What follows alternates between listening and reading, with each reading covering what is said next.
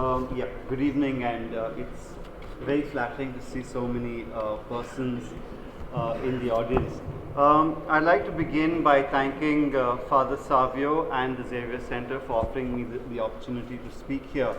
What I'm presenting here today is the result of my doctoral research, part of which found space in. Can you hear me? Is it audible? Yes.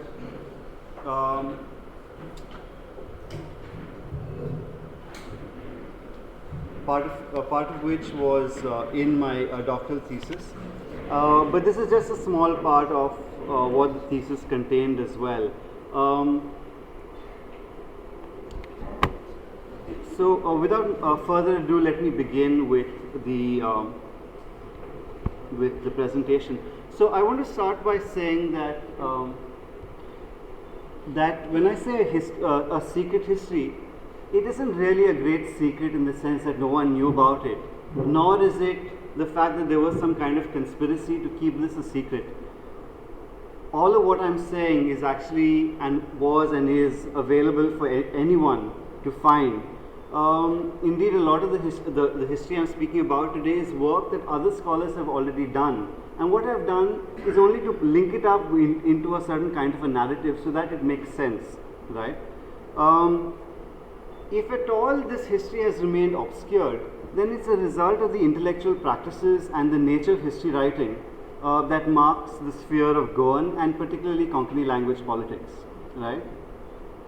So one of the most important lessons that young social scientists learn is when you're a social scientist, what your job is to challenge the given, right?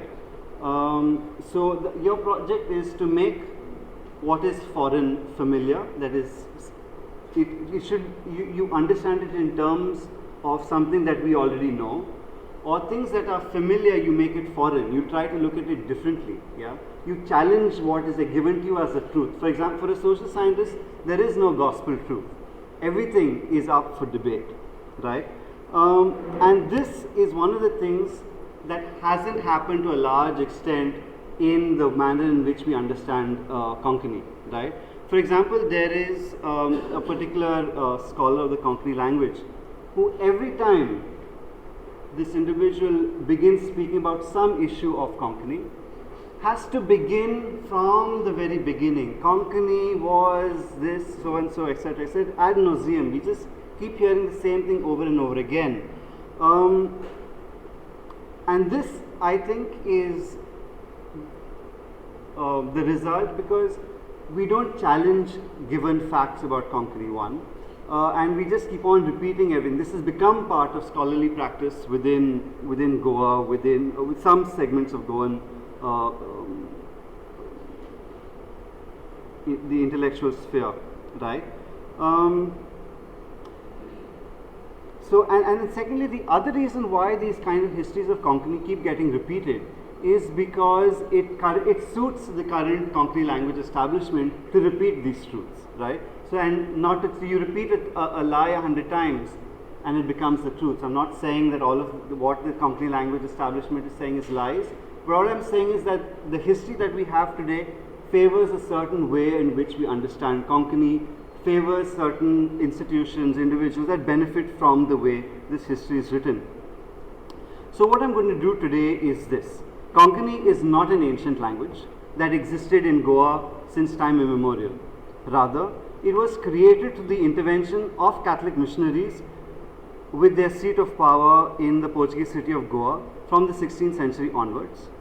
Further, Konkani is not the mother tongue of Goans, right? This is to say it is not the mother tongue, but the language, but merely one of the many languages of Goans.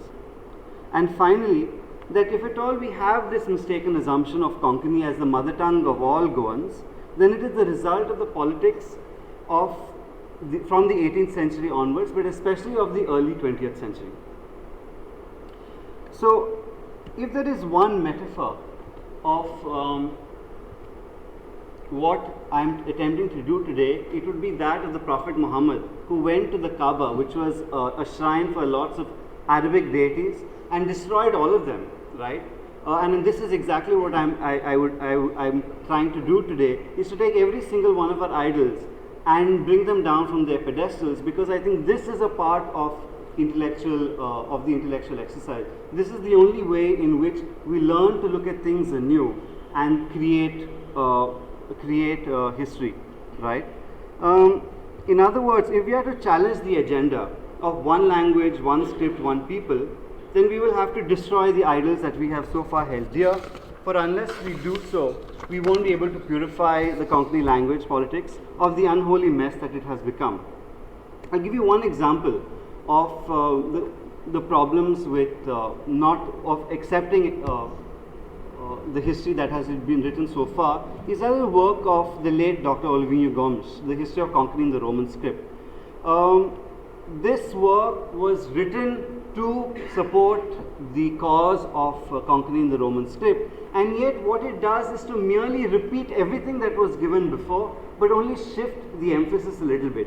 So if X said Y is bad, this book will say that, well, Y is good. Yeah. So this isn't really the way in which I would like to see Konkani language and Konkani history being written, and so what I'm trying to do is to suggest a different way in which we can go about understanding Konkani. So the first of the false idols that we have to smash today is that of the ideas related to language that grew up in the 18th and the 19th centuries. So you have German intellectuals like Herder, right, intellectuals like philosophers like Herder suggested the ideas of nation, language were all united, and that language was something that was within our soul, and if we spoke in our mother tongue, it would be able to communicate what was deep within our soul. Actually, I have to make one interruption. If there's a moderator, Father Saber here, in half an hour from now, that is at 7:15, just let me know, so that sorry, 6:15. Yeah, 6:15. Let me know so that I can wrap up and leave more time for discussion, right? So they suggested ideas that language was linked to race. Each race had a definite territory. If you spoke in your mother tongue, you were able to express the deepest secrets of your soul, right? So it created this myth of a mother tongue. And now what contemporary linguists will tell us is that there are certain families of languages, right, that these are marked by plurality, that thus every caste, every region has its own version of a language, all of them as good as the other, and these variants of languages keep shifting as you progress from one space to another. So, for example, German. In one part of Germany, you have one variety of the language. You move towards Austria, the version changes. You go towards Bavaria, the language changes. None of this emerges from one kind of Ur form. They are all equally German, right? And the reason we can't understand this today is because of gentlemen like Herder, who created these ideas of there is one form and we must all emulate that one form. And more importantly, what happened is these guys were trying to create nation states. So it was important for them to say all these other variants of the language are wrong, only this particular version, and they arbitrarily plucked one and made it the language, let's say, for Germany, or as we are trying to do for Goa, right? So thus, as has been asserted many times before, Konkani and Marathi are born from the same linguistic pool, right? And many forms of Konkani do share the features and characteristics of Marathi. So, what we today call Konkani, or rather, as some would say, the Konkani written in the Roman script, right, which was in fact the more vibrant, more vigorous Konkani until fairly recently, is the result of the intervention of Catholic missionaries in the land of Proto-Marathi and Proto-Kannada, and grew up as a result of the growth of distinct cultural forms first among Catholics in the region, and then that were consolidated in the Ashtabdi India, and then later in places like Bombay, where these individuals go and create cultural forms like Tiyat, like Kantara, like the Romance, and such forms. I say that this Konkani is born in this period because what happens, as many scholars of language have pointed out, languages in the sense that we understand them today as distinct entities are born when you create a grammar, right? You create a grammar when someone, and largely in the colonized world, these grammars were created when European scholars come from the outside, European scholars or missionaries. They try to understand what's going on and they say, okay, this is the way the language is. So they're creating grammars to teach other people, right? And this then takes on force because either one, the church replicates this kind of language and the Christians then learn this, they use it, or it is then, as in the case of British India, it was taken to schools where this was taught first to munshis and to officials of the British East India Company, and then subsequently in schools, right? Now, to make this assertion that Konkani is a comparatively new language and is not something that is as old as the Vedas, is to go in the face of the assertions of other scholars. For example, Zé Pereira, who says that at one point of time before the arrival of the Portuguese, there was one literary standard of Konkani, right? To my mind, there is just one fact that can be summoned to dismiss this idea, and that single forms of languages are a production starting from the 18th and 19th century with the growth of nation states in Europe. Even in Europe, subsequent to these efforts, every language form changes over period and class and region. So if you go to France, for example, which is one of the places which has kind of demonstrated the idea of one language across territory, there is the French that the educated people speak, and there's the French that people all across France speak. And in places like England, for example, I'm familiar with the politics in Britain. Today, this idea of only the Queen's English is not popular nor fashionable anymore, but various kinds of English share the space in the public sphere, right? So too in Goa, prior to the coming of the Portuguese, each caste had its own form of the language, right? And in fact, each form of this language identifies you as to which region, which caste, which class you belong to. In such a case, it's quite impossible for anyone to argue that there was one literary form of the language.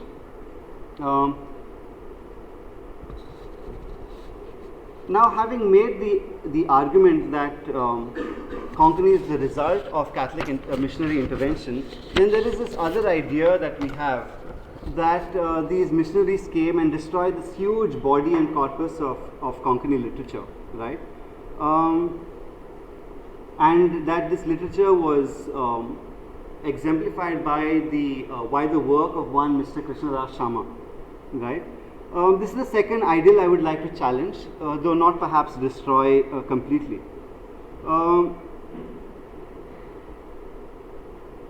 Recently, in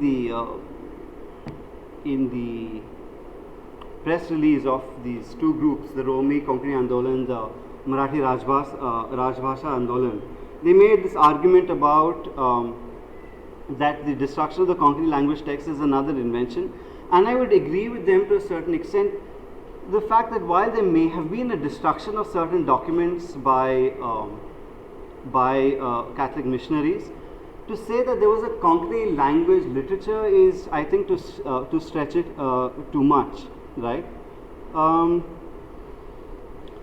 But going to questioning this figure of Krishnadas Sharma, what I want to do is something that again doesn't seem to happen too often in the sphere of Konkani language studies, is to compare circumstances in Goa with circumstances in other parts of the subcontinent. So let us take the figure of Nanaya, who, like Krishnadas Sharma, is considered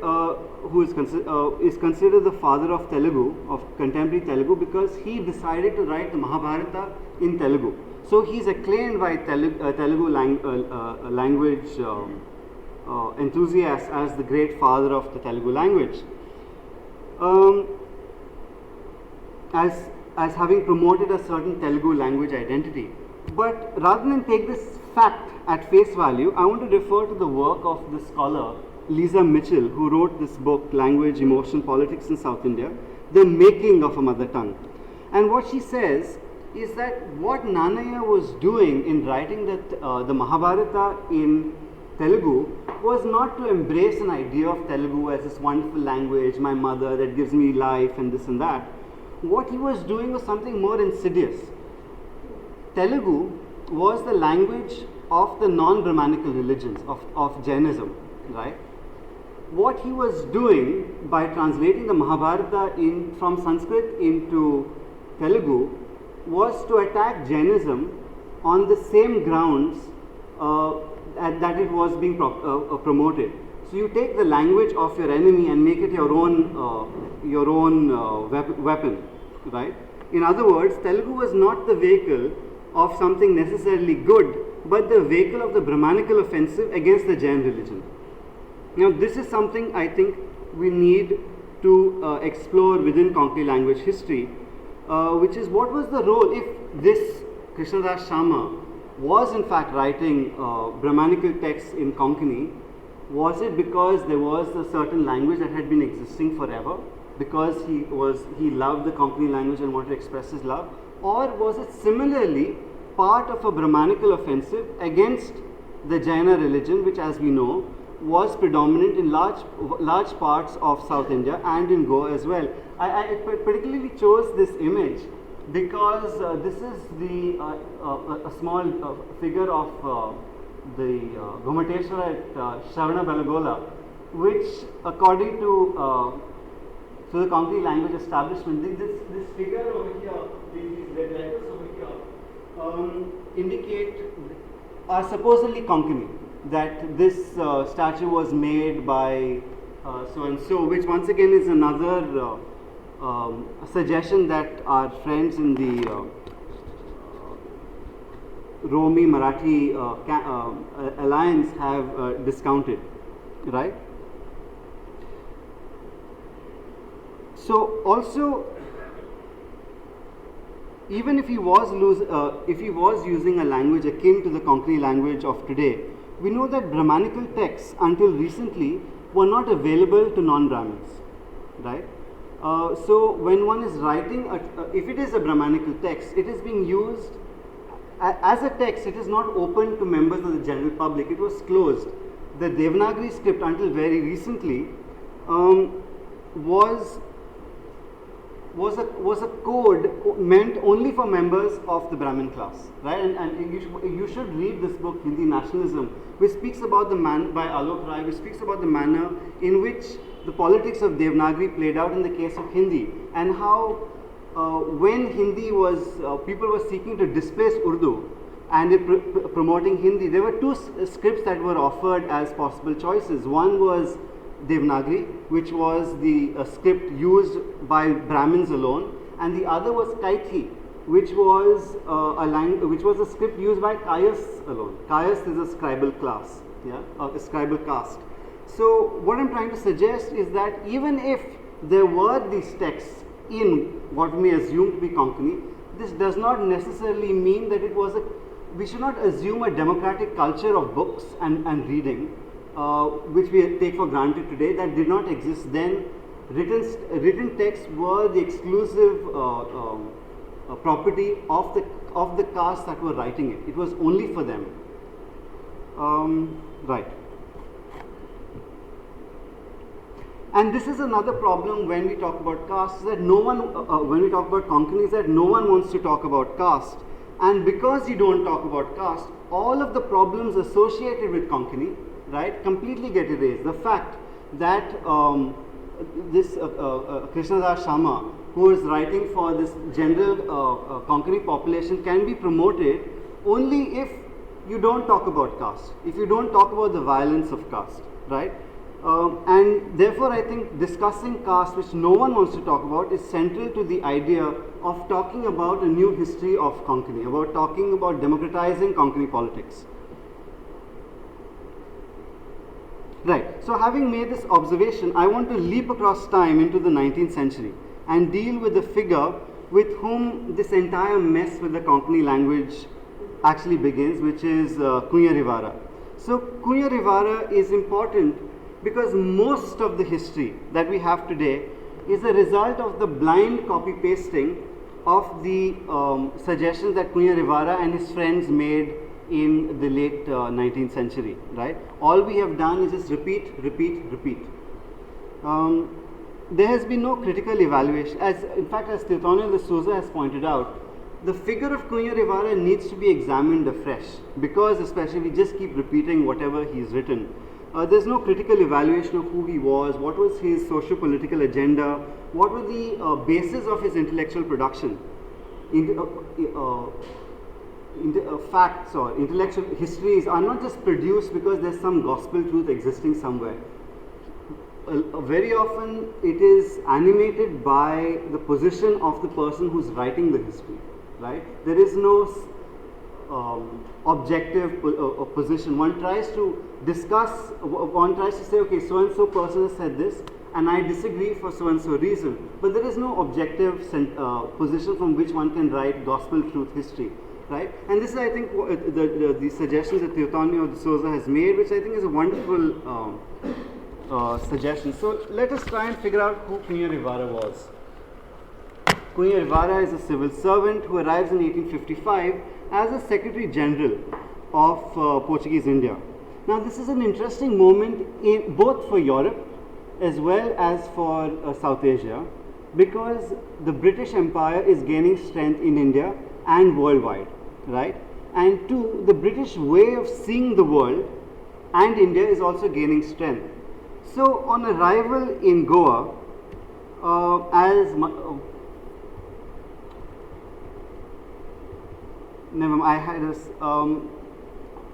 and I'm quoting from Manohar Rai Sardesai, is that he is reputed to have wasted little time in finding out what the British scholars had done for Indian studies in neighbouring India, and was greatly impressed by John Wilson's efforts in the cause of vernacular languages, right? So what was this British way of viewing India? One, it was to see Indians as radically different people who could not become like Europeans. Now this is an important distinction from the Portuguese of the 16th century, who were convinced that you could turn persons in South Asia, the place that later became Goa, into Europeans, right? But the British believe that no, the East is East and West is West, and never the twain shall meet. And these people are identified by these characteristics. They are dirty, they are poor, they have no respect for each other, right?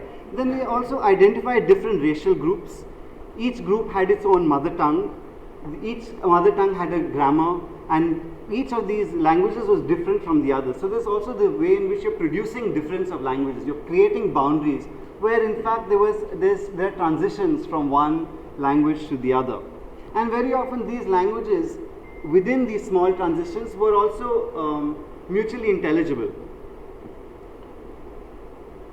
So they more importantly identified these cultures of India as being in decay, and there was a need for a white man, right, the famous white man's burden, to help these natives go back to the glory of the ancient period. Now this is different from India, as it is different in India and in Africa. In Africa there was no redeeming feature for the natives because they were assumed to be savages, whereas in India you had Orientalists who were actually deeply impressed by the writings of ancient South Asians.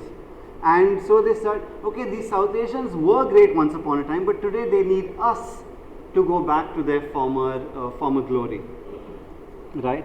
So all of this now forms a part of what is called Orientalism, a way of seeing the Orient as a place that is different from Western Europe, right? So now let us look at the famous this statement of Cunha Rivara. Within this context, he says, the time has come to restore the mother tongue to its rightful place. To you then, Goan youth, is reserved this great work, essential element of intellectual and social regeneration of your countrymen. You can see now, this is a Portuguese who's trying to create himself as a white man, yeah? Talking to Goans, saying you need to do this and I'm showing you the way. The methodical culture of your mother tongue will bring you closer to the Marathi language. It will facilitate the knowledge of Asiatic and European languages.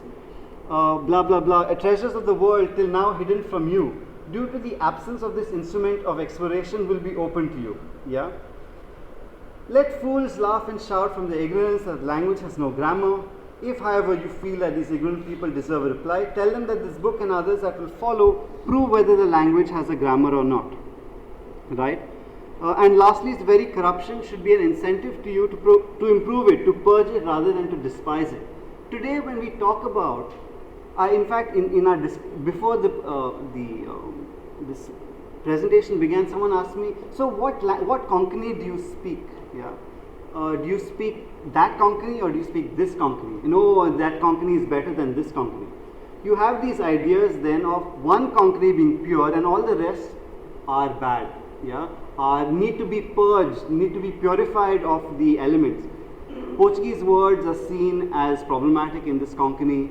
The language of Mangaloreans is seen as superior to that of Mangalorean Catholics is superior to the language of Catholics in Goa. Why? Because the Mangaloreans held on to their supposedly Hindu past, the Goans took in Portuguese. This is all bunkum. Yeah.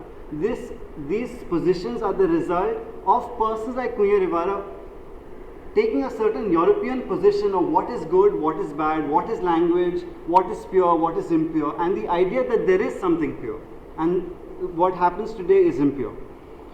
Right? So this is where Konkani is identified as the language of Goans. It's in need of saving, it needs a systematic grammar, and the Konkani that exists among certain elements of the Goan population is faulty.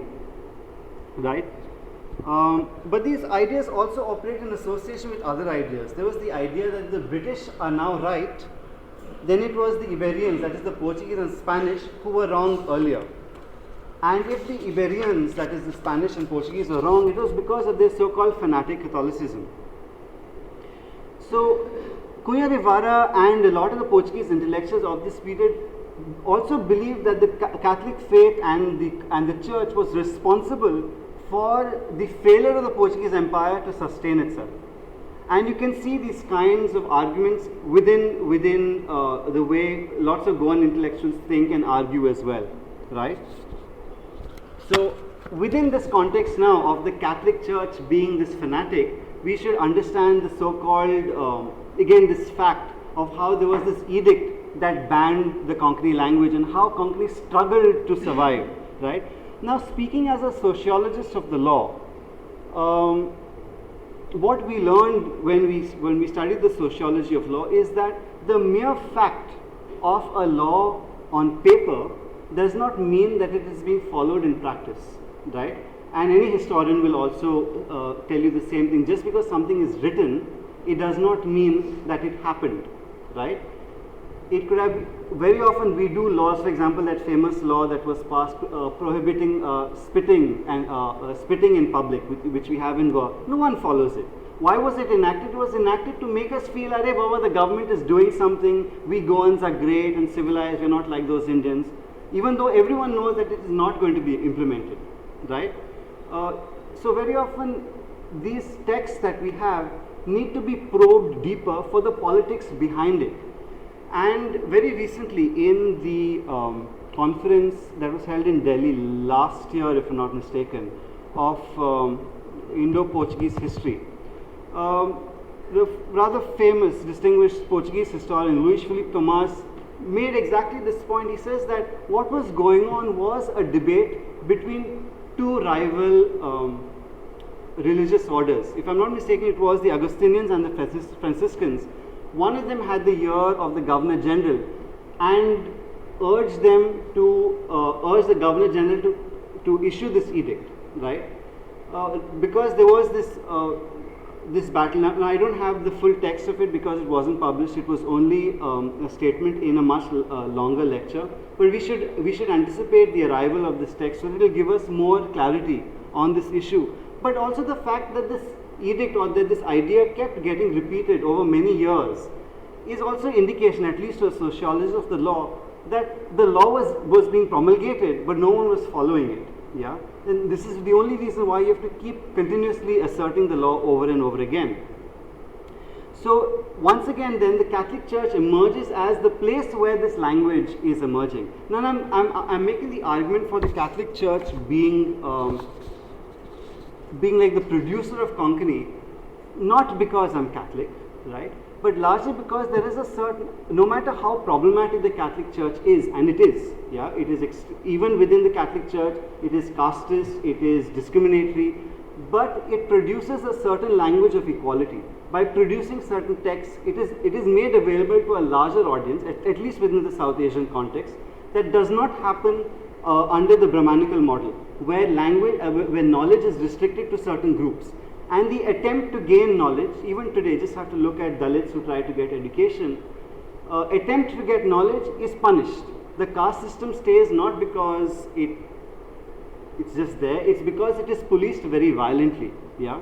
So what Catholicism does, it allows other people to get this education and to start using the language in a particular way. So let's go back to this text of Cunha Rivara, and we see, I've already made this point of criticism that have been cast against Konkani having emerged over here. Now, one thing that we need to look at is this little thing, let fools laugh and shout from their ignorance that the language has no grammar. Why is this happening? This is happening because what Cunha Rivara was doing was to go against the politics of the Estado de India at the time. Rochelle Pinto in her work,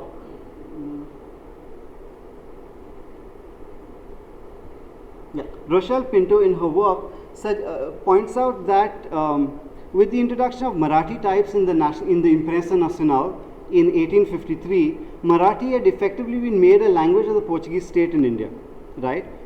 This opened up, Marathi was being taught in the late 1800s in the Lyceum, right?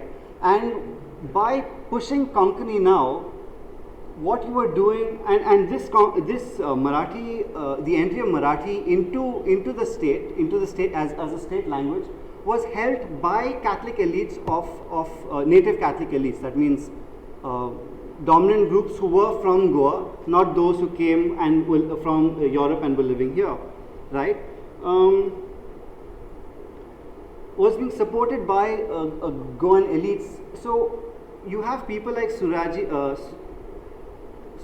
Rao, who was not only who was the interpreter of the state, who actively ensured that Konkani would not be introduced into the school system under the Portuguese state, but rather Marathi would continue, so that the Hindu elites who needed Marathi either for personal education or to gain employment in British India would continue to enjoy the security that only recently they had got, right?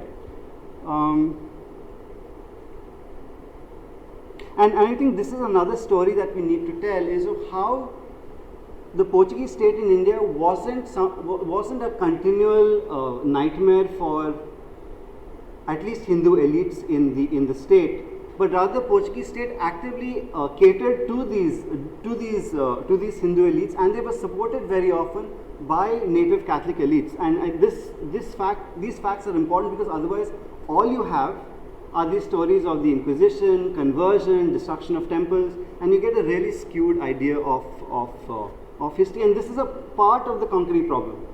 It is because so many Konkani language proponents are trying to undo the so-called mistakes of the past that we get into this kind of history where we need to remove Portuguese language words from Konkani. We need to try and speak like, we have to try to learn to speak Antruzi, which is the correct Konkani, and such like. So Cunha Rivara's history then was rooted in the politics of the time, and we should not simply repeat like parrots the facts that he chose and created, but relook facts anew, right? Recognize that Marathi was a language of the state, right, of the Portuguese state. Recognize that it very often the descendants of the Hindu elites of that time who are supporting Konkani today, their ancestors were opposing the introduction of Konkani, right? And at the time, the Catholic elite were not particularly interested in Konkani, given that they spoke Portuguese among themselves and Konkani to their servants. Portuguese was their language, right? And once again, we need to recognize this fact and embrace the fact that people spoke Portuguese as a mother tongue, right? So why do things change? Once again, Rochelle Pinto's work is really useful in this regard. the Catholic elite of the native Catholic elite realized that the Orientalist visions of India would benefit them too. These elites were fighting against the Portuguese elites for greater control over Goa, over Goa and the territories that Goa was administering, right? So thus whereas earlier they created themselves as Portuguese and moved as Portuguese in society, now they start arguing that they were members of an ancient and educated race, that they were the authors of the Mahabharata, but also saying that they were civilized like Christians, therefore the Portuguese don't need to come to Goa to administer. The Goan Catholic elite are quite capable of managing everything by themselves. Thank you very much. Yeah. And a part of claiming this ancient heritage was also to claim Konkani as a mother tongue. This is part of the strategy, because then they could link Konkani to Sanskrit and say, look, we are the inheritors of this great and ancient tradition. So once again, I don't want to say that this is a conspiracy. These are people struggling for power, and they use the kinds of methods and strategies that were available to them at the time. Let's move on to the next figure, that of Delgado, right? Now, who was worked again in the late 1800s. If you'll notice, all these people are working at pretty much the same time, which is the time in which the British Empire and its vision of the world and India is gaining strength. So he says, this is what he says, yeah, and I don't want to repeat it because I think we are running out of time. But look at how this man is actively constructing one language. From the variety of Konkanis that are around, he is choosing just one, right? And then he's confessing that I'm trying to Sanskritize it as much as possible, right? I'm trying to remove corruptions. And this is typical of an Orientalist scholar of the language, right? To need to create one version that would be above all, that would be the standard. The essentially arbitrary nature of the choice. Why Bardezi? Why not Sashti? Why not Antruzi? Right? That the idea also that there is a decay in the language from previous times, and there's a subsequent corruption that needs to be corrected, and of the need to Sanskritize it because there is some kind of a link to Sanskrit, right? Now the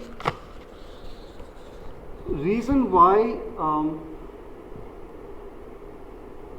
Delgado and other scholars are trying to create this link with Sanskrit is also because they were trying to create an Aryan heritage for themselves.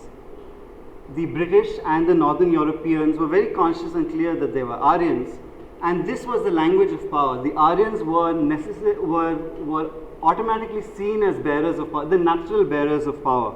So you have native elite who are also trying to create themselves as Aryan, right?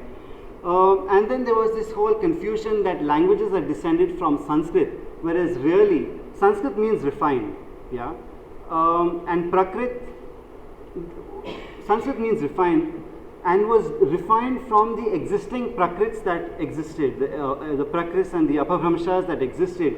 Languages didn't emerge from Sanskrit; they evolved from the Prakrits, from the Apabhramshas, and Sanskrit remained there as this kind of a referent for persons who are more educated and were closer to centers of Sanskritic power. But because the Orientalists had decided that the languages descended from Sanskrit, you have this attempt to try and Sanskritize languages, right? So we now come to Xavier Gerson de Cunha, who is a central figure to the creation of this Konkani history. Gerson de Cunha was a doctor. He lived in Bombay. He was from a village in Goa, right? Lived in Bombay and was also an Orientalist scholar. And he is the one who identifies this creation myth of Goa, of Parashurama creating Goa, gifting it, not surprisingly, to Brahmins because this gentleman claimed a very superior Brahmin lineage, right? And linking, so what he does is gives a scientific stamp to the myth that Goa was created by Parashurama, that Goa was given to the Saraswats, that Goa, that the Konkani is the language of Saraswats, and that the Saraswats are Brahmins, right?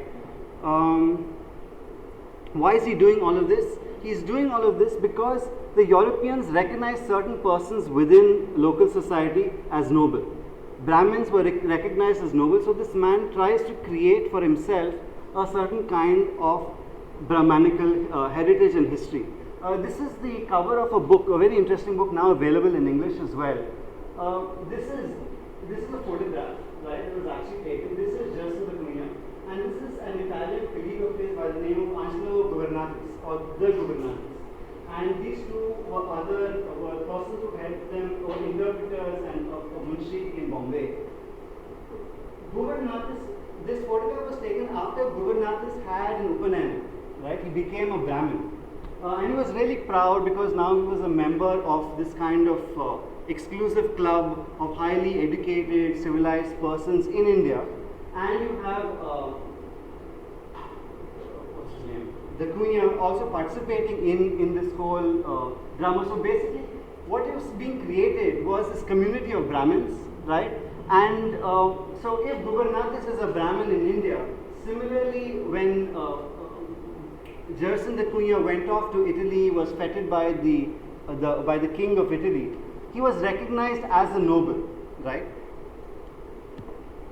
And this is why it becomes so important to create Aryan heritage for Konkani, to create a Sanskritic heritage for Konkani, and to create this whole Brahmanical history for Konkani. I mean, even what's his name?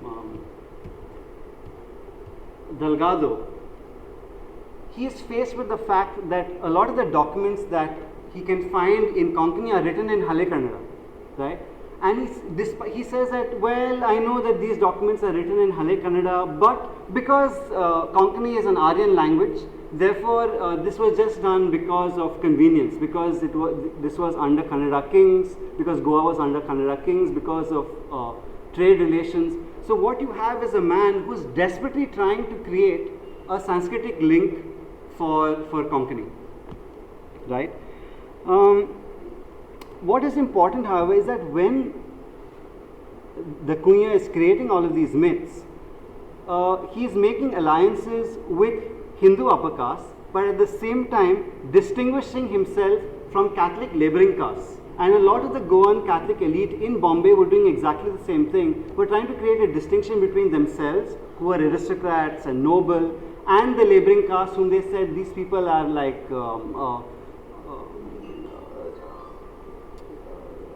they are morally corrupt, the thievery and such like.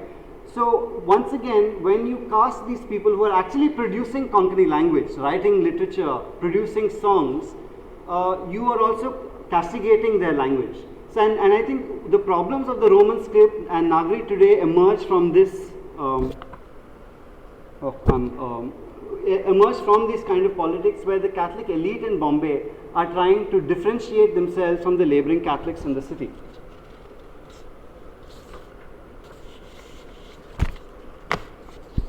So I want to go back now to why did the Catholic elite not want in time the Catholic elite come around to the fact that Konkani may be a good idea for educating people in Goa, and this is because they realize that when the labouring Catholic castes were getting educated in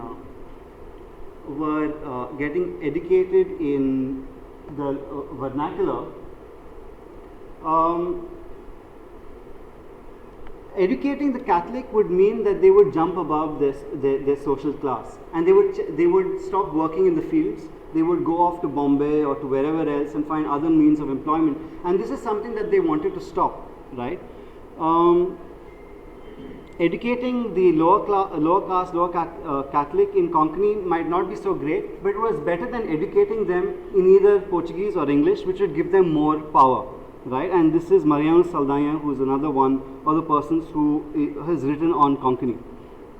Now, I want to come to the fact of Gerson the Cunha is really important because it is his work that was then taken up by the Gauda Saraswata, Samyukta Gauda Saraswata Brahman Parishad. This was a group that was created. Now, the argument of this article by Frank Conlon, who has written a much larger text on the Chitrapur Saraswats of North Canara, his argument is that the Saraswat, the idea of a Saraswat is a late 19th century, 20th century invention. Before this, you have these castes who are related to each other, but they produce themselves as Saraswats in the context of the politics of colonial Bombay. They're poor people who come from the Bombay presidency, come from Goa, and are not recognized as Brahmins in the colonial metropolis. They need the contacts of persons whom they see as their relatives, as Saraswat, but these persons in Bombay don't recognize them as Saraswat. So they create this movement and start identifying certain features of themselves. They have a Guru Parampara, that they are Brahmin, that they have family deities, they have their own temples, that Konkani is their language and Konkani is descended from Sanskrit.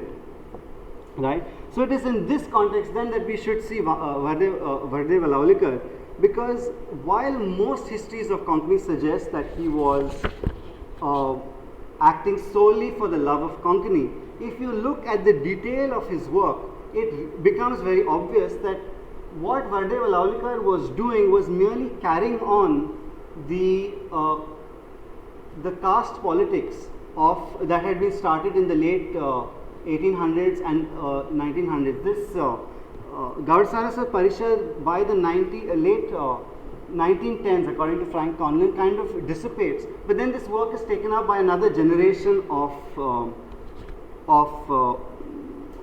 activists. So if you look at what he's doing, a lot of what he's doing is to stress that that group that has been produced as Saraswat, these are Brahmins, and he's fighting against the Marathi speaking Brahmins in Bombay. So when he writes his work, this Goenkaranchi Goenvali Vosnuk, it's originally a lecture that was delivered to an audience hosted by the Goa Hindu Association and the Saraswat Brahman Samaj, and the aim of this lecture is to boost Saraswat pride and to create a history for this group, right? Valaulikar relies on the work that Jerson de Cunha has done to get scientific credibility, and to this extent we should see Vardev Valaulikar as a secular kind of activist, because whatever he did was done through the unity of Catholic upper caste and Hindu upper caste. The problem lies in the fact that this was really upper caste politics, and thereby necessarily exclusive, right? Then subsequently, Valaulikar is joined by the gentleman Madhav Shanbhag, right, who was a lawyer in Karnataka, and with him you have this Konkani Parishad that is organized, and they have this famous resolution that we shall have Konkani as in the Devanagari script. Once again, Devanagari is identified with Brahmins, and therefore it becomes important to link Konkani not with the Roman script in which it is actually being written, but in Nagari in which it has not been written, but will be, to create a kind of a Brahmin image for it, right?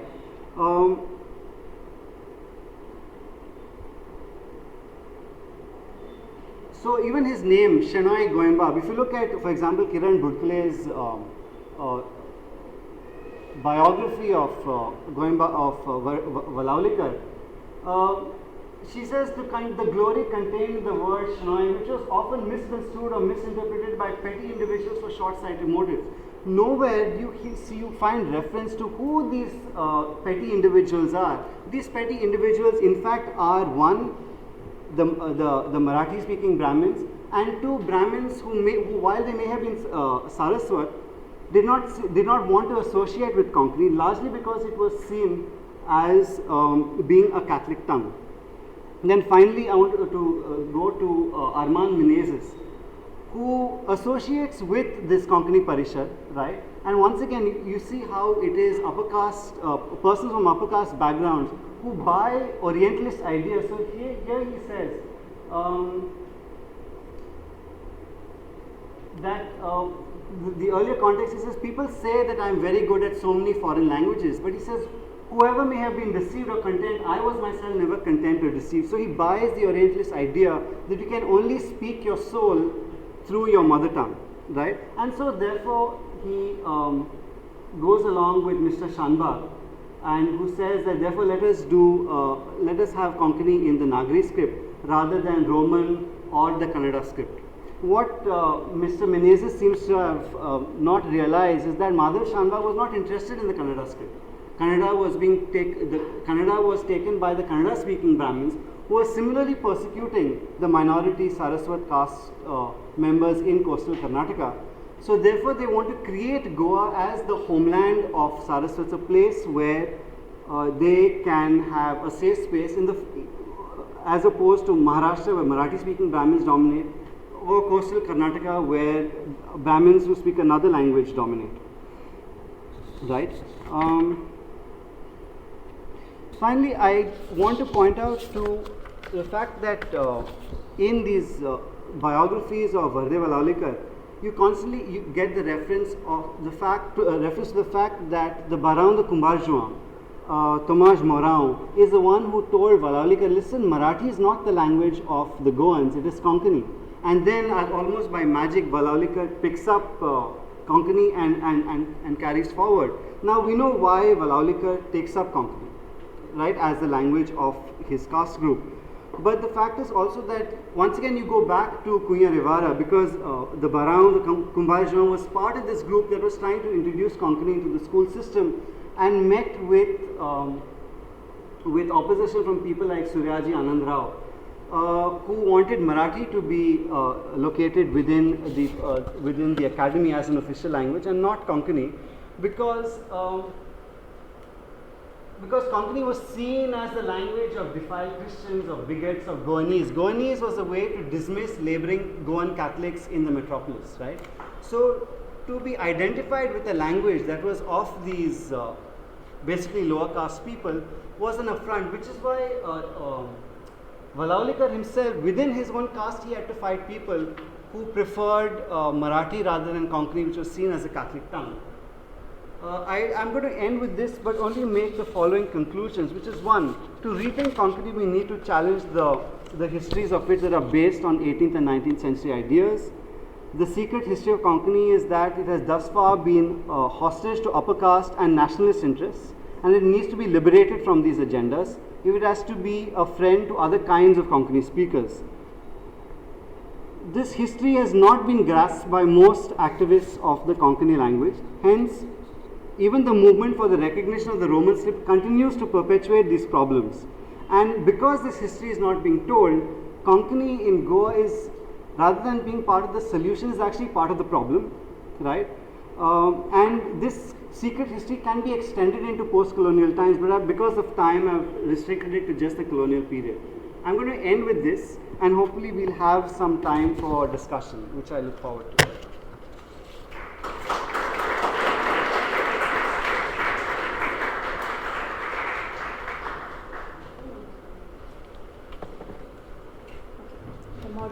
Today's History Hour is Father Apollo Cardozo.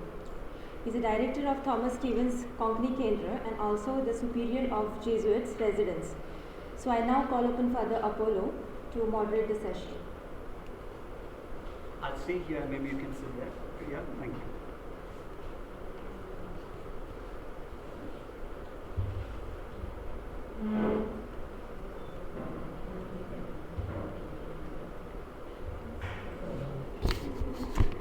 My dear friends, we had a lovely presentation on so-called secret history of the Konkani language.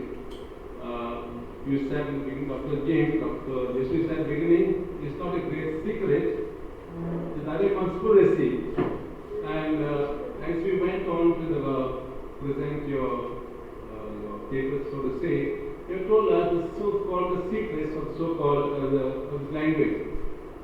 Now, after having heard this, I'm sure as you heard him speak, you have had many questions in your mind.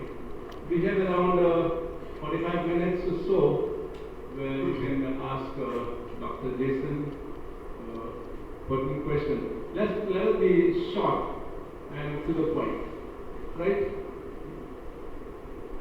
So that's the first question. I think you should wait for the microphone. My question is, Your name first, please. Porvorim. You said Brahmins never shared Vedas, whereas Catholics shared I want to know what is wrong in not sharing the Vedas, as other Vedas and all were to fall in the hands of wrong people, it could have made disasters.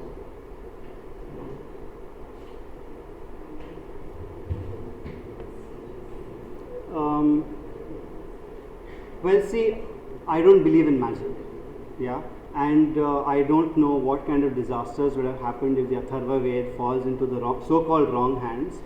So, and I mean, I'm sorry, but this is exactly the problem with Indian politics, is that rather than saying that exclusion is a problem, we try to justify it with strange. Forgive me, I'm not going to mince any words. We try to justify exclusion. So there is an absolute problem with exclusion, and we can't justify exclusion. So maybe some people may not find the Vedas important or useful. Yeah, that is their problem. But the fact is that there was exclusion, and it's not just Vedas. It is knowledge, and you prevent persons from gaining power. This is the problem. The problem is you want to keep the Vedas, keep it. Yeah.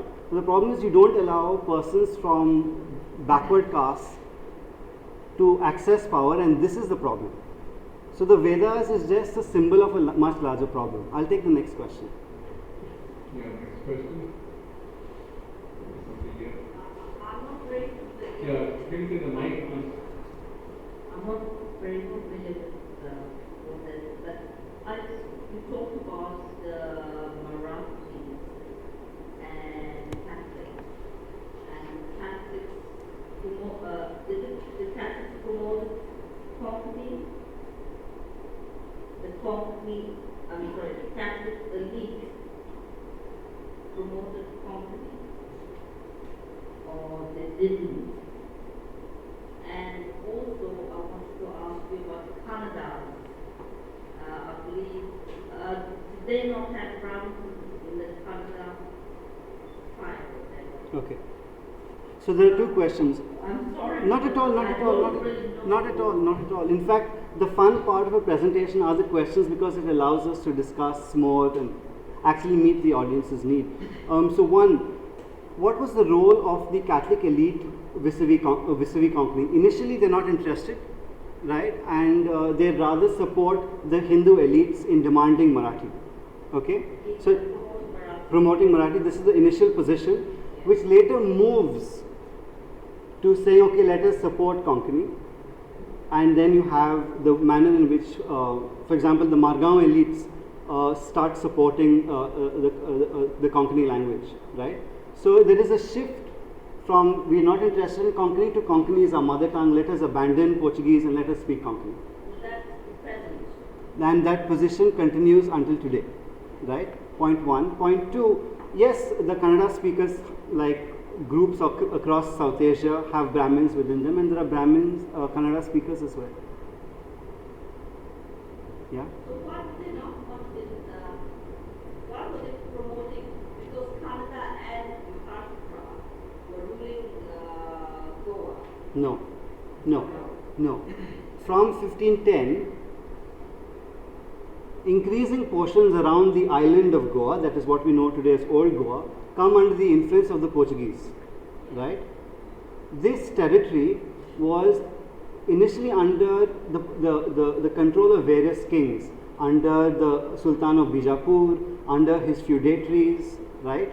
And then the Portuguese start acquiring this land either through conquest or through treaties, right? Various kinds of cultures happened, and we must remember 1510 onwards to 1910 is a long period of time. So various things start happening. So you have Proto-Marathi, you have Deccani culture, which is a part of this land that we call Goa today. You have the what you would call Kannada culture, also a part of this territory. And then with the rise of Shivaji and the Marathas, this Maratha power begins to gain significance as well, right? And all of this can be seen if you look at Goan culture carefully. All these various things can be seen. But what happens is, under Portuguese sovereignty, a certain kind of cultural matrix is created, right? At least in the center, right? Which grows under the patronage of the church, but is impacted by various other groups. But is Konkani only a lot of places speak Konkani, right? Right. Mangalore. Yes. I think Kerala. Yes. Yes. Yes. Some places. So, is it a language of Goa or See, so this is the problem, is that we have been trained to think of languages as necessarily tied to land. This is one of the greatest mistakes of 18th and 19th century social science. Languages are not tied to land. Languages move with people. Languages change. Yeah. The problems of 18th century philosophers was that they thought of language as tied to land. Also, language as people, we call it a mother tongue. So then you start giving it attributes of a person. Languages are not people. Languages exist to facilitate communication. And at times people decide, okay, we're not going to speak this language anymore, we're going to start speaking another language, and that's fine.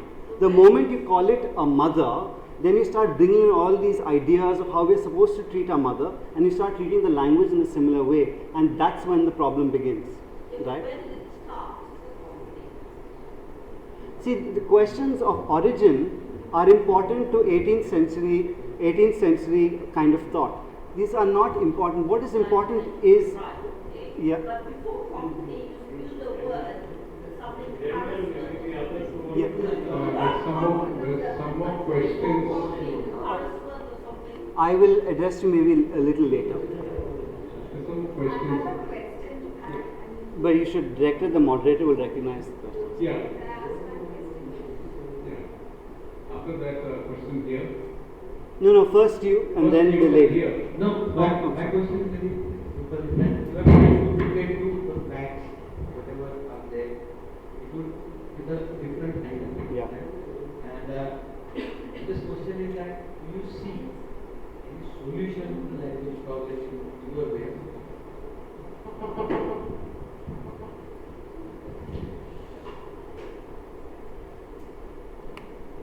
I have a solution. I mean, there are various kinds of solutions, but I don't think that presenting a solution to the problem is a part of the presentation of today. I write in the newspapers and I talk about the ways in which we could deal with the mess. Today I'm talking about the way in which we understand the issue. Yeah. So I would rather restrict it to that. We can talk about my solution outside, but I'd like to focus on on this. But I think recognizing these problems, recognizing this kind of, especially the caste histories, is part of the solution. At least recognizing and saying, yes, this is the point, this is valid, this is why the problem emerges, this is a part of the solution. The tendency we have today is to push everything under the carpet. Let's not talk about caste. Let's not rock the boat. We have to rock the boat if we have to resolve the problem. Yeah. Your question here. My question was, you said there was a shift Yeah. where the elite used to always popularize probably Marathi or higher forms of company. But is there any documentation to show that this was happening and later on this has transformed into something different? I would recommend that. Besides this, is there anything else, or this is just? See,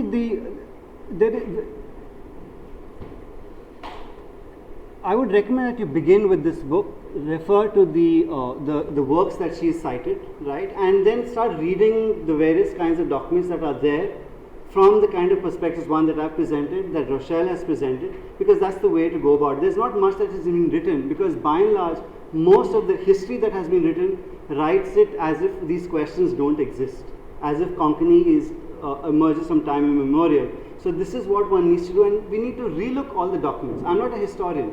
Yeah, I'm trained in law, I'm trained in anthropology, and because I was focusing on the Roman script, the demand for the recognition of the Roman script, I realized that the history I was reading was not matching with with what I found in the field. Hence, when I started reading these documents, I read between the lines and realized, okay, this is what is missing, this is what needs to be written. Yeah. Hence, this work needs to be done, and people need to read the documents, write about it, and hopefully they should adopt this kind of perspective.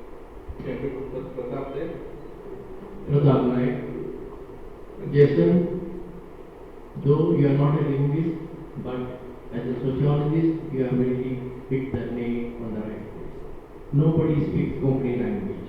What we speak, different Konkani dialects. All have a right to exist. That's the first thing. In your presentation, you have made many observations, but as a historical fact, I like to make few more observations. First, Jesuits didn't create a Konkani language. Konkani language existed in the spoken form.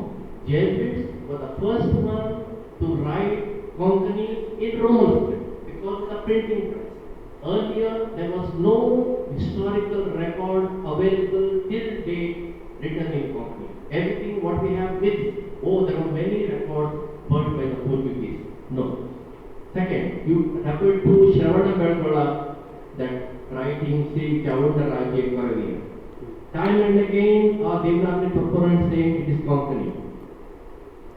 Where is Shravana Belgola? It is on the way between Bangalore and Bangalore, in between from beyond into Hassan at Chennai Pattanam. There. That writing is a Marathi. Why do I say Marathi? Because if you go to Tanjavur temple, which I myself visited, there are in the temple along the wall, there are so many writings in Marathi because the Maratha kingdom extended up to Tamil Nadu. So, that is the Marathi writing and not a Konkani writing. Historically, linguistically, I could argue, but I am not going to argue that why it is the Marathi. The third one, you referred to Krishnadas Sharma.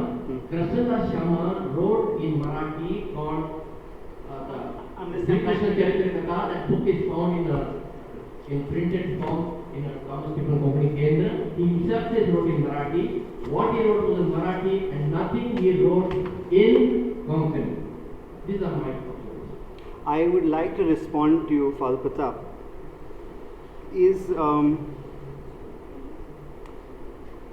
I would like to maintain that when the missionaries come in, they create Konkani. Now, what I'm saying is perhaps a nuance that is lost on a lay audience, but as an academic you'd understand, is that, for example, comunidades. Did the Portuguese create it or did it always exist? Some people say, it existed from time immemorial. But as academics have shown, when someone comes in and again speaking as, thank you, as someone who studied law as well, the moment you codify, you make something new. So I'm not saying that the missionaries created Konkani de novo. Of course, there were various kinds of languages, whether they are Marathi, whether they are Konkani, like I'm saying, they exist in a certain a spectrum, right?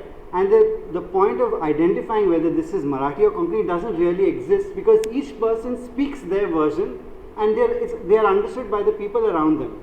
When the missionaries come, they create a certain they codify and they fix one version of the language in that form.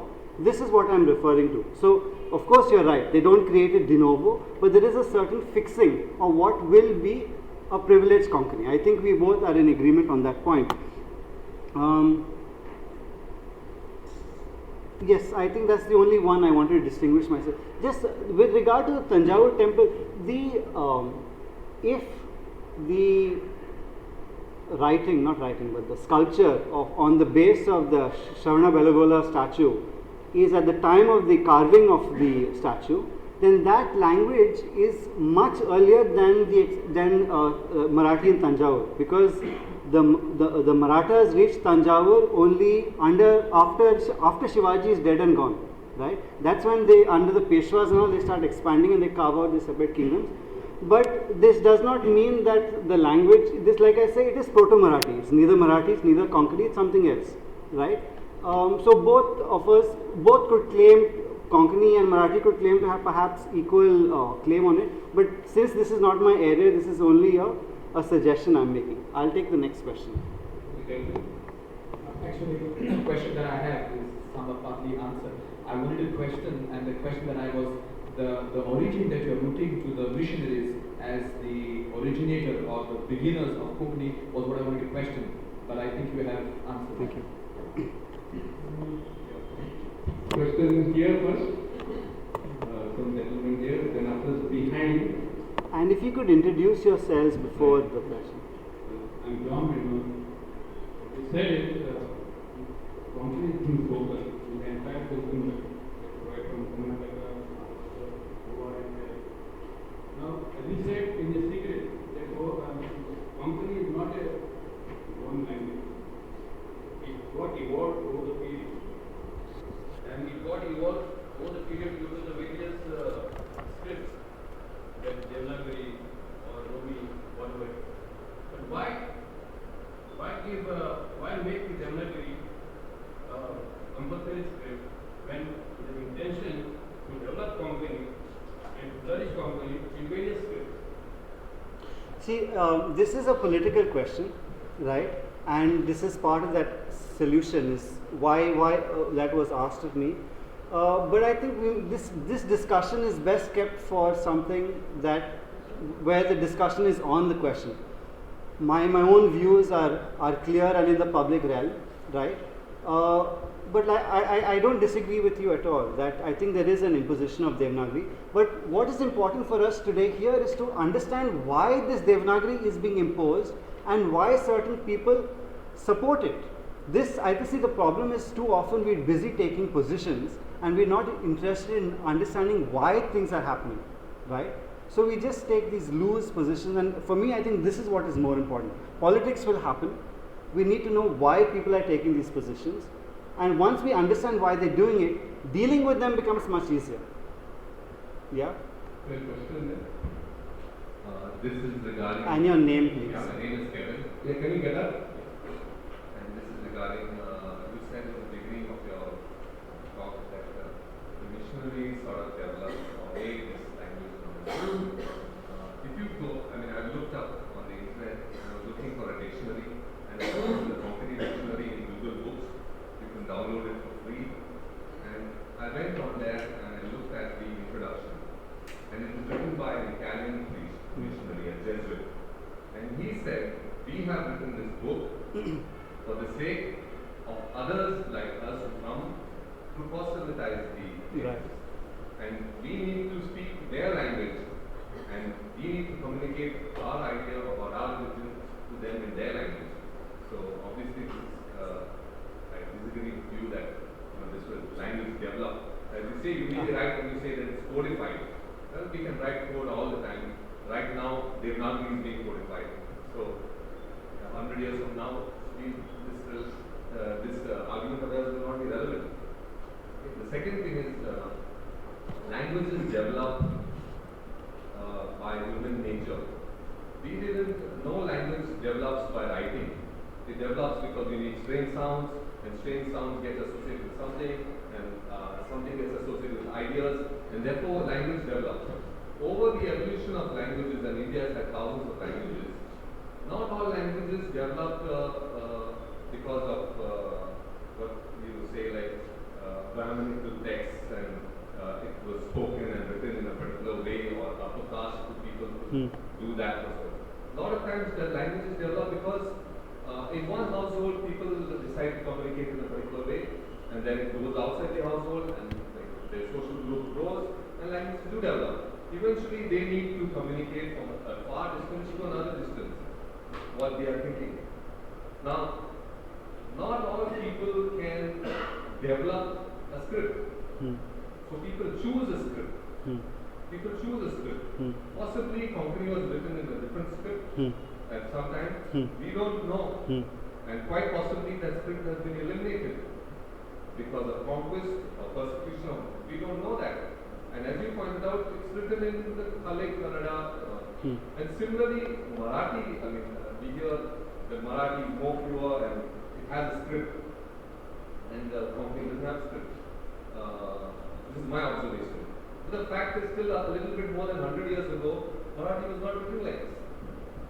So when you said there that there was upper caste were trying to impose their view of their, especially the Hindu elites, by association to Marathi and Sanskrit, but it was written in Modi till a little bit more than 100 years ago. And this is my observation. The earlier part was just refuting our observation. So, don't you think languages have a choice to evolve by choosing a script? And the fact that Romi was chosen by missionaries is exactly what he said, that it was very easy to typeface. The movable type was very easy to use as compared to developing a new typeface for the printing and propagation of religion, the Catholic religion. So that could have been one phase. Maybe we move to the next phase now. What's your opinion on that? Yeah, very eloquent, Kevin. Point number one, I thought you were in agreement with me until you said I disagree with you. Because I think you exactly made the point I wanted to make, and I think the Italian Jesuit you're referring to is Maffei or Maffei. That's it. Yeah. Okay. So the point is that when they are choosing a language, when you're making a dictionary for your whatever missionaries or persons who want to learn the language, you are settling on one word over a plethora of words that actually exist. See, for example, udok, udik, udak. When you write a dictionary, which one are you going to write for water? Yeah, it's not the way dictionaries operate. See, you're beating me with a stick as if I'm the bad guy, I'm the good guy here. Yeah. Hold on, please. I'm speaking right now. This is the way it'll operate. Yeah. You normally have a choice of just one, and this is the way traditional dictionaries have operated. So the moment you put one there, you're discrediting the other 2, 3, 4 or 5 words that exist. Yeah. This is how languages get codified.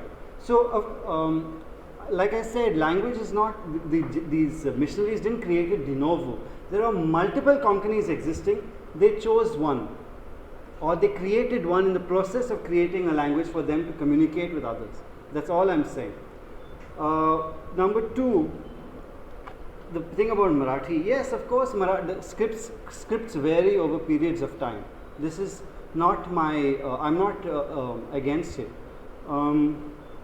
So, and I'm not saying that language was being imposed by upper caste. That's not what I'm saying. What I am saying is that the choice of the way in which we understand Konkani today, as it was corrupted, that we need to give it an Aryan history, a Sanskritic linkage.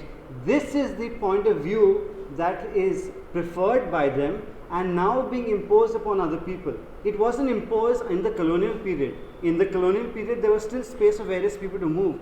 Subsequent to the act coming in, subsequent to now this power that these elites have being recognized by law, this is when the imposition begins.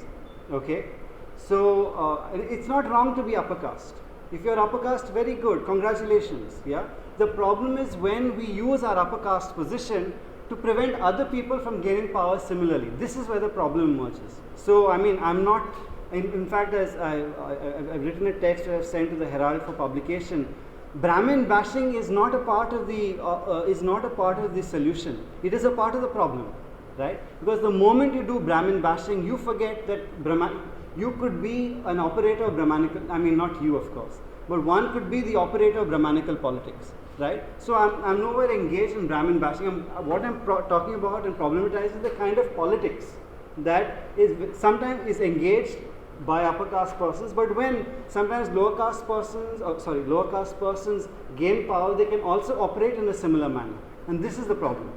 The last thing is, do languages have a choice to evolve? Of course.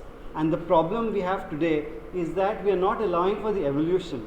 If we were to allow for evolution of choice and this and that, then we would say, Arey Baba, we like Devanagari, fine. We like Antrusi, great.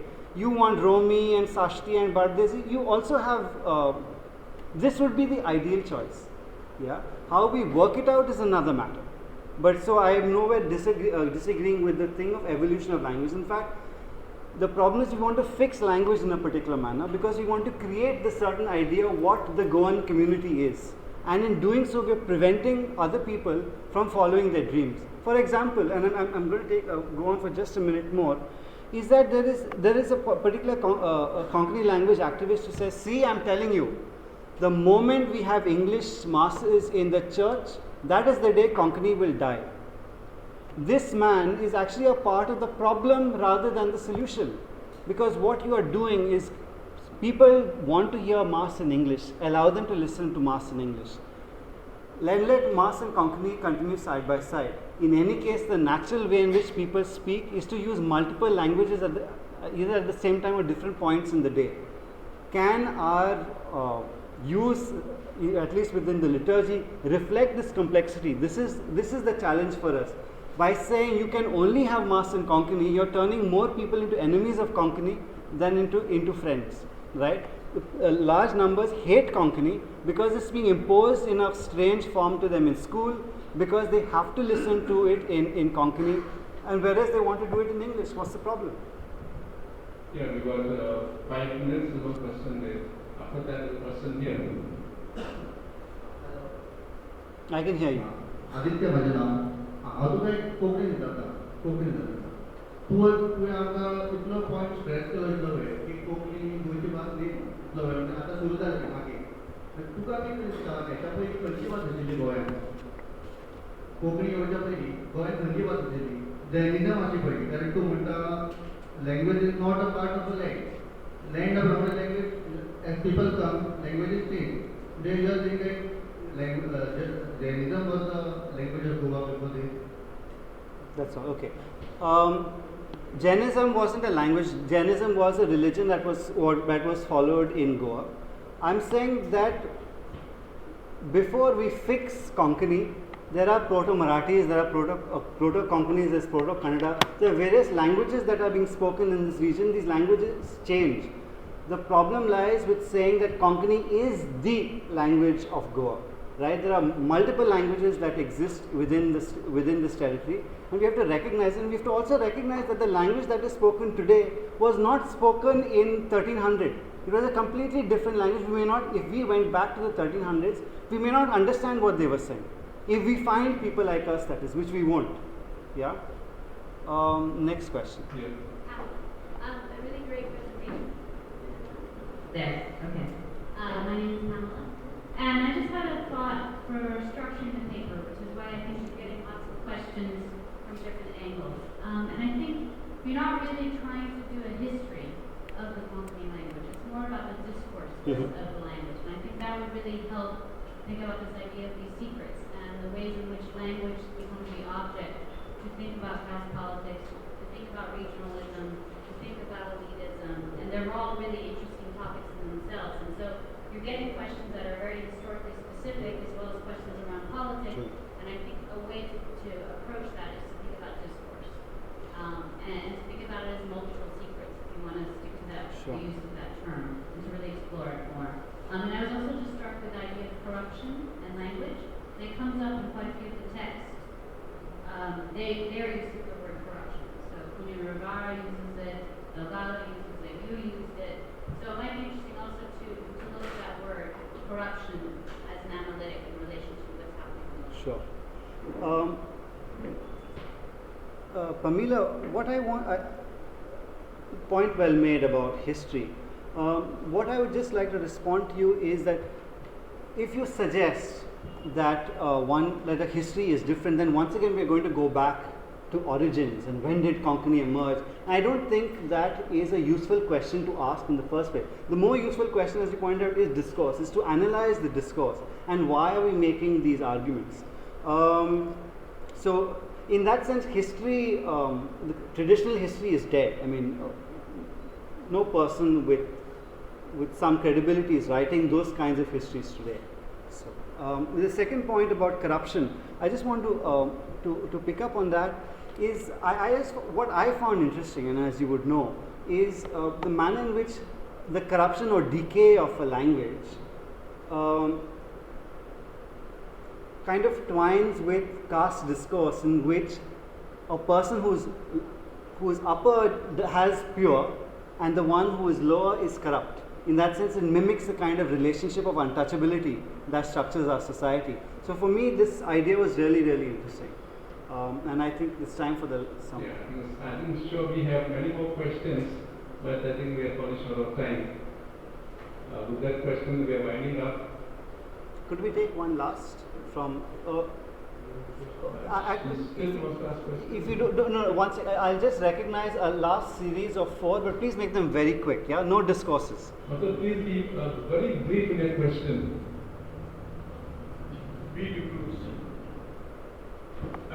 To my mind, mother tongue, as I understand, can be spoken and can be written or can be both.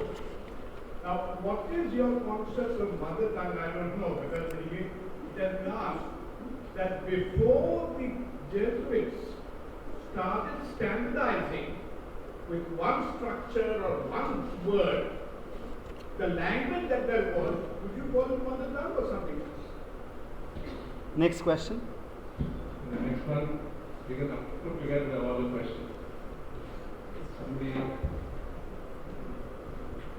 Frederick, I know you will learn to speak about this, but the secret is very undisciplined. It's a bit undisciplined to address this. Do you think that there's a secret present? Next, Mr. Ramnath Naik. Yes, I'm Ramnath Naik. I fully agree with you as far as Roman Konkani is concerned. But some explanation is necessary as far as that Valavikar is concerned. Valavikar was staying in Bombay, died in Bombay. He visualized a nation of his spoken word, not of Goa, with Goa as capital. With Goa as?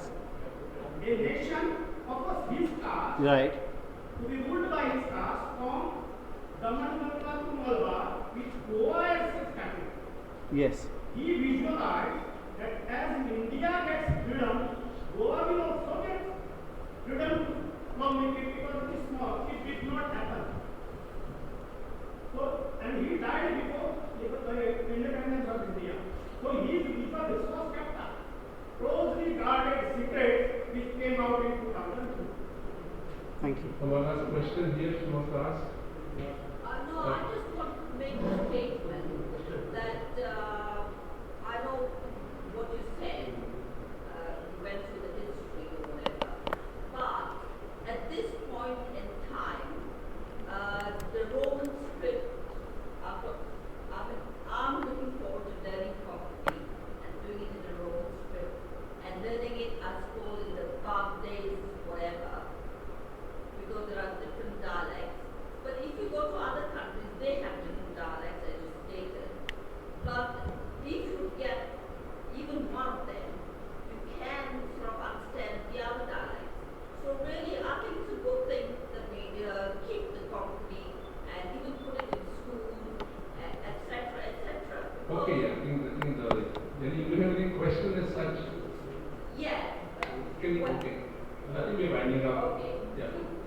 So just Yeah, okay. Mr. De Cruz, like I said at the beginning, this idea of mother tongue has been discredited in more in certain kinds of academic circles. I belong to that kind of a circle. Mother tongue served a purpose in the 18th century when people were trying to create nation states. The idea of a mother tongue is conceptually extremely problematic, and I don't subscribe to it. And the idea of mother tongue is a part of the problem. Yeah. Incidentally, a group of colleagues and I have written an open letter to the government on the issue of the video of instruction, and we've kind of referred to this idea of mother tongue. So maybe you can have a look at that. It's available in this month's issue of Goa Today. Yeah. Benedito, is there a secret present of the Konkani language? Of course, there is a secret present, and the secret present is, caste and the manner in which these things are operating is a part of that secret present, which of course no one wants to talk about, which is why it's a secret. It's like this pink elephant in the room that no one wants to talk about, but all of us keep walking around the room and walking around it. So this is the secret present. Mr. Naik, Valaulikar's ideal, I completely agree with you. Yeah, and I noticed there were a couple of members of the audience who were giggling as you were making your point.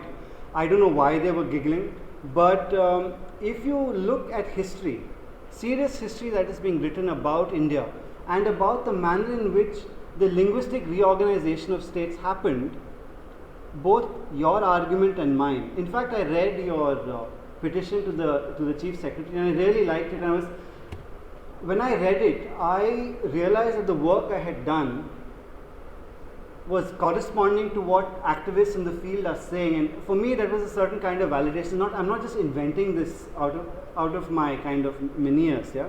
But if you look at the way in which the territorial reorganization of the linguistic reorganization of India happened after independence, you realize that the seeds of it were planted in the early 1900s.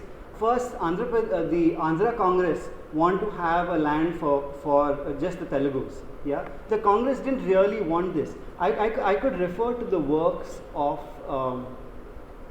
what is her name? Janaki Nayak, who's done work on how this happens in Karnataka. Following Telugu, the people in Karnataka want it.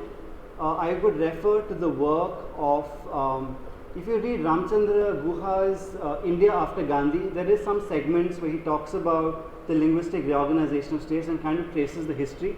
And all of these point out to the exact same thing, that dominant castes in every area decided that they were going to create space for themselves where they would dominate, where their language would dominate, right?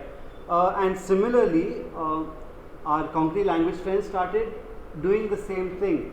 In Goa, unfortunately, what happened is that, and once again I want to point out, there's no need to call it a conspiracy. It was happening out in the open. Yeah, everyone was all the people in power were openly participating in it. Armand Menezes, other Catholic intellectuals are part of Valaulikar and team's efforts, right? To create a space where the Konkani language will be supreme. Problem is that this language was marked along certain axes of power, which excludes, and this is exactly the problem, is if you look at the people who are making the claim for the Roman script, it is large. The people who are opposing Roman script within the Catholic camp tend to be overwhelmingly upper caste. In fact, largely Brahmin. The people who are asking for the recognition of Roman script are people who were from laboring caste backgrounds, right? So the injustice of it is so obvious to all, and I think this needs to be spoken about as part of the secret present of Konkani. And I will end with this.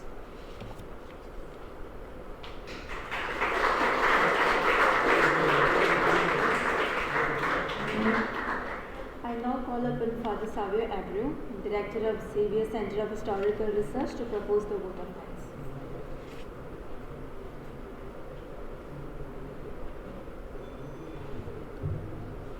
When I first contacted Jason and we thought about this talk, in fact almost 2-3 months back, that he had asked me whether I could speak, I jokingly in the email I said we may need fire extinguishers here because of the emotive issue that it is. Language is an emotive issue very much, and especially in Goa when we have any discussion. 2 years back in 2011 we had a seminar on 50 years of Goa's liberation, and there was one session on language and culture, and I still remember the questions that were asked and the way, it was really probably one of the most interesting sessions we had. On behalf of Xavier Center and Konkani Kendra, I would like to thank Jason. He has done a thorough research, and I think that's important. Leaving aside emotion, leaving aside feeling, he has analyzed using different sociological techniques, as he himself mentioned, but even given us a good history of the language. And I think today, when we are being faced with so many different things that we read about Konkani language in the media, it's good that this type of an analysis, a thorough analysis, be the basis of what we speak. I think that's very important, rather than just playing on emotions and half truths. I think he has in a way peeled away the onion and brought us to the core of the issue. He has spoken about the whole operation of caste, which is very much at the heart of this whole language issue. I would like to thank you that you have really been able to present something which the whole audience has appreciated. Thank you. Let's just give him a... Why don't we have a session on caste? Session on caste. It's such an interesting subject. Definitely. In fact, we will be having more sessions. Before I conclude, I just want to say thank you to all the staff of Xavier Center.